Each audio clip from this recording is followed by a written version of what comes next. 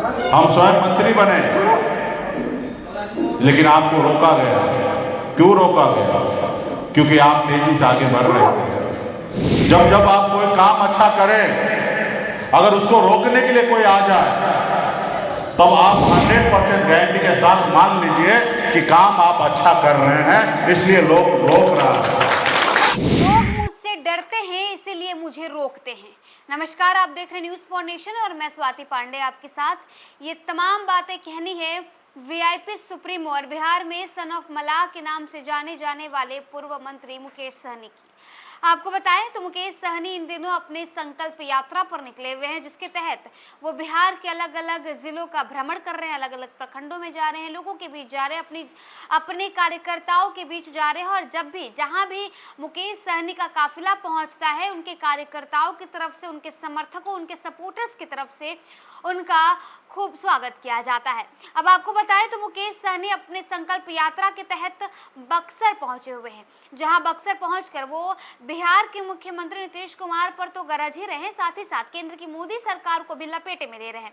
उनका कहना है कि अगर आपको कोई रोकता है तो इसका मतलब समझिए कि आप अच्छा काम कर रहे हैं और आपसे लोग डर रहे हैं। उन्होंने ये भी कहा कि बीजेपी मुझे लगातार और बार बार रोकने की कोशिश कर रही है, क्योंकि बीजेपी मुझसे डरी हुई है।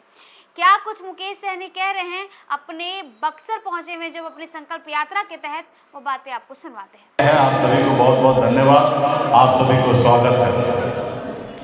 साथियों, ये संकल्प यात्रा लेकर पूरे बिहार में हम लोग घूम रहे हैं। आप सब जान रहे हैं, पिछले 10 सालों से लड़ाई हम लड़ रहे हैं अपने अधिकार के लिए, अपने मान सम्मान के लिए। जो कभी हमारे पूर्वज जो सपना देखा, उस सपना को साकार करने के लिए बॉम्बे के ऐशो आराम जिंदगी को छोड़कर, घर परिवार बच्चे को छोड़कर आज आपके अधिकार के लिए लड़ाई लड़ रहे हैं।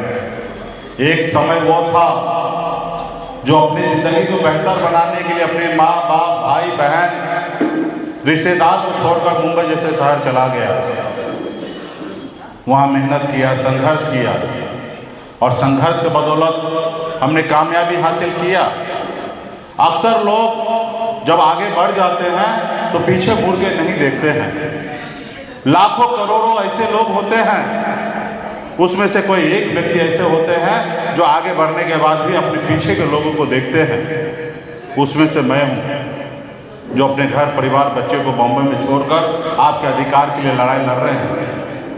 हमने अपनी जिंदगी में कभी हार नहीं माना, और बिहार में भी हमने पिछले 10 सालों से हम जो लड़ाई लड़ रहे हैं, ये बात अलग है कि संपूर्ण हमें उपलब्धि हासिल नहीं हुआ, लेकिन जितना भी हुआ वो किसी से कम नहीं है। हम लोगों ने, आप सब भी मिलकर संघर्ष किए और आगे हम लोग बढ़ रहे हैं। 2019 में चुनाव लड़ा, 20 में लड़ा, 24 में लड़ा। 20 में तो हमने पावर भी लाया, हमने सरकार बनाया, हमने विधायक बनाया, हम स्वयं मंत्री बने, लेकिन आपको रोका गया। क्यों रोका गया? क्योंकि आप तेजी से आगे बढ़ रहे थे। जब आप कोई काम अच्छा करें, अगर उसको रोकने के लिए कोई आ जाए, तब आप 100% गारंटी के साथ मान लीजिए कि काम आप अच्छा कर रहे हैं, इसलिए लोग रोक रहा है।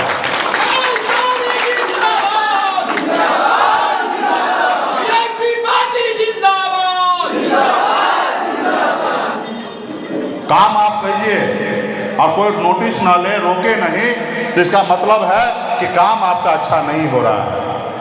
और जब काम आप कर रहे हैं, लोग तरह तरह की बात करेंगे, तरह तरह के उंगली उठाएंगे, लोग उसको रोकने के लिए जब आते हैं, तब इसका मतलब है कि आप सही रास्ते पे चल रहे हैं और आगे बढ़ रहे हैं। वही काम हमारे साथ भाजपा ने किया, वो रोकने का काम किया, हमारे विधायक खरीदने का काम किया।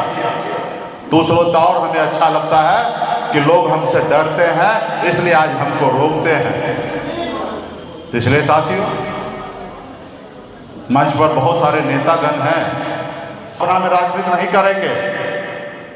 जो जीता वही सिकंदर होता है। मेरे पास कोई सिनेमा हॉल का टिकट नहीं है कि आइएगा और आपको टिकट दे दे और आप जाके 3 घंटे में पिक्चर देखकर हंसी मजाक करके घर लौट जाइएगा। ये मेरे 10 साल का तपस्या है, मेहनत है, लाखों लोगों का उम्मीद है, लाखों लोगों ने सपना देखा, उसको साकार करने का जवाबदेही हमने ली है। उसको देखना चाहिए, लेकिन सपना देखने से पहले उस सपना को साकार करने के लिए पसीना बहाना पड़ेगा। आज हम लोग लड़ाई लड़ रहे हैं, इंडिया गठबंधन में मजबूती से हैं। पूरे बिहार में तूती बोल रहा है। अगर 1 नंबर के कुर्सी पे तेजस्वी प्रसाद यादव जी होंगे तो 2 नंबर कुर्सी पर तेजस्वी अति पिछड़ा का बेटा होगा। हम 50 टिकट तो उसी को मिलेगा जो पसीना बहाएगा, काम करेगा, जो जीतेगा। जीतने में निषाद समाज सक्षम होगा, अति पिछड़ा होगा तो उनको मिलेगा। सबको धन्यवाद, स्वागत है।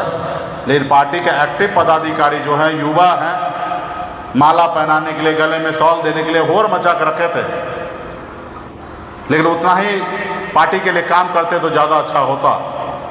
इससे ज़्यादा मैं खुश होता।